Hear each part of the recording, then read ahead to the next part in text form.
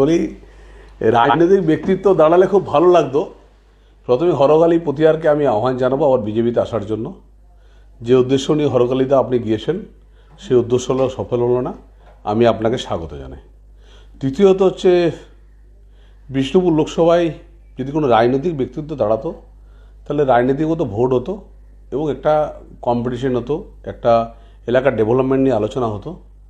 কিন্তু বিষ্ণুপুর লোকসভা আমাকে মনে হচ্ছে অনেকগুলো রেকর্ড তো ভেঙেছি, আবার মনে হচ্ছে বিষ্ণুপুর লোকসভা পশ্চিমবাংলার মধ্যে সর্বোচ্চ ব্যবধানে ভারতীয় জনতা পার্টি জিতবে।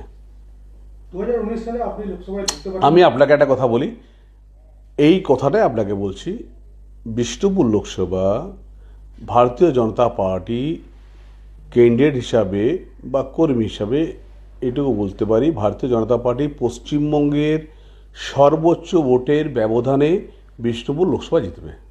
কিন্তু আমার এই নিয়ে কিছু বলার নেই।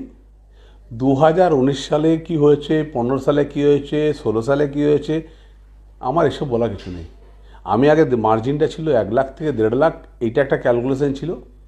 আজকে দাঁড়িয়ে যা দেখলাম তাতে মিনিমাম পশ্চিমবাংলার সর্বোচ্চ ব্যবধান 4 লাখও ছাড়িয়ে যেতে পারে। আমি আর এর বেশি কিছু